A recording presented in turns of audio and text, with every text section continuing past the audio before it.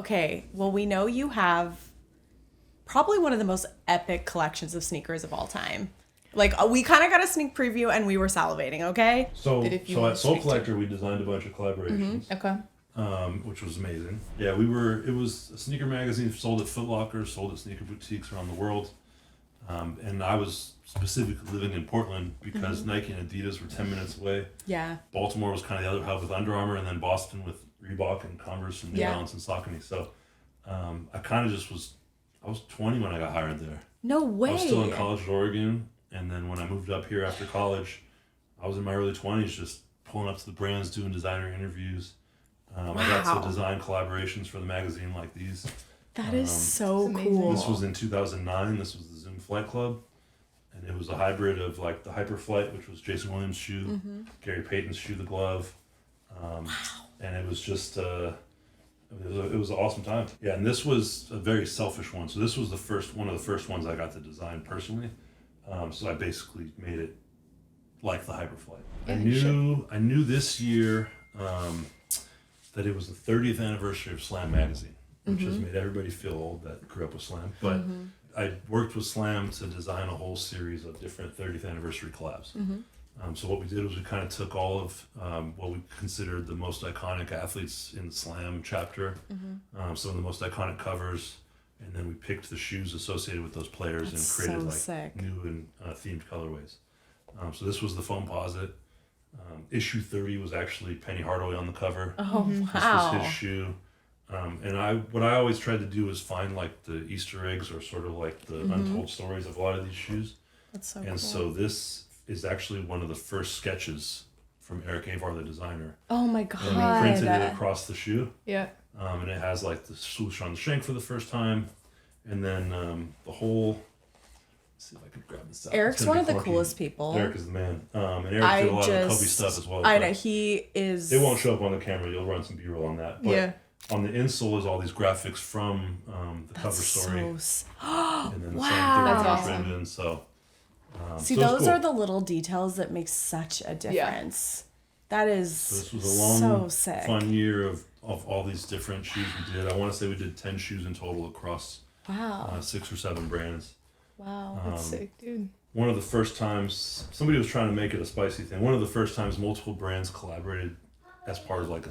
It wasn't like it was the same pack. These are obviously all like one-offs, but that was the coolest thing is like it spoke to the impact of Slam over the time where like... That is really cool. I was emailing everybody and I was getting responses within 10 minutes that people wanted to be a part of the program, and whether it's Allen Iverson and the Reebok question or Steph Curry and his shoe or Sabrina and her shoe as well. Like we picked a lot of different players that represent all the different chapters of the 30 really years. Cool. And that's so sick. It came together pretty sweet. Yeah, I agree. Wow.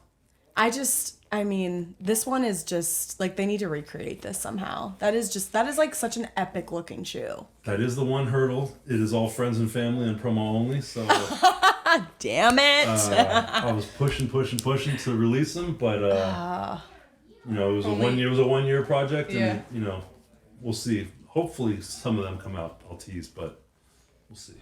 Literally freak out at these shoes. So to me, the LeBron 2 is one of his very best shoes. I went to the University of Oregon.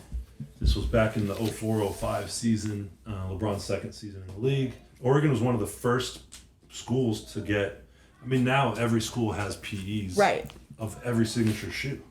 Like Duke has 4 colorways of 6 different shoes. Those players are spoiled as hell. Yeah. Back then, everybody wore the same shoes. Maybe they got it in their team colors, but it didn't have like the logos and all the other stuff. So this was one of the first shoes, the LeBron 2. They did 40 pairs in white and green. That's sick. 40 pairs in green and white. And I basically was 22 at the time, just out of college. And I found a full set of both. And so I was joking before, but I really did eat Reese's Puffs for like a whole month. Because it's to this day still the most I ever spent on shoes. But that's so cool. That's a great story. I didn't tell my mom for probably at least 10 years that I had spent. Was that like your whole savings or at the time or what? Probably more than that. Yeah. It was like you're like, just throw it on a credit. It's fine. And I probably sold other shoes to even make it happen. Like it was the whole thing. But it's dedication. That's a special shoe then. Yeah. That's a yeah, and I'm special like shoe. terrified because they retroed the LeBron 2 last year. Oh, interesting. I called somebody. I was like, "Are they doing the Oregons though? Don't do the Oregons." But yeah, I think that was the coolest thing too. Is like, I always got into it for the stories connected to me. I wasn't trying to get the rarest shoe or the most like that's hype cool. shoe on Instagram. It was like what's a shoe like the Hyperflight that's connected to Sacramento or an Oregon shoe or all the shoes I've tried to hunt down and collect are something still that's personal, and I think that's always like my biggest takeaway to people. It's like this is not like a barrier to entry thing. Like you don't have to like we used to do these shoe competitions at Soul Collector and like there's one guy that would just have the rarest, most expensive stuff and that was like cool for him, but he had no actual like connection to anything. With the shoe. And I think now like whether it's the color rules coming undone, and to me like I love going to airports because you'll see like old people in neon and people Here telling for their that. story, and it's like there can be a connection to a sneaker that is just something you think is cool or a cool design. I'm sure you got some high heat though. I got a few. I got a few.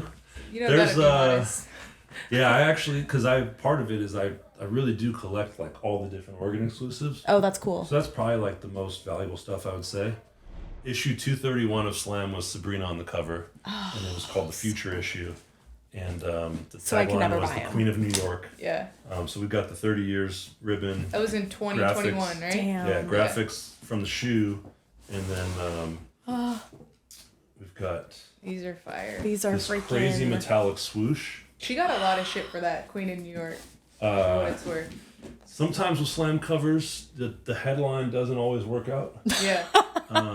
It hit or miss. There was a New Jersey Nets team that they said was the best team in the world that got bounced early in the playoffs. But, Oh boy. sometimes the declarations. But it might be a clickbait, right? It's a clickbait opportunity. It's old school clickbait. You gotta have a cover Right. text. This shoe, I am like truly salivating over this shoe. So we kind of did like a different hues of the Liberty teal, and then It's gorgeous. one of the cool insights from Sabrina was this mirrored swoosh, and she has this like tagline of on the heel. It says anyone, anywhere, meaning like anybody can grab her shoe and play ball. Like, this is a shoe for so sick. it's a unisex shoe. It's boys, girls, it's all ages.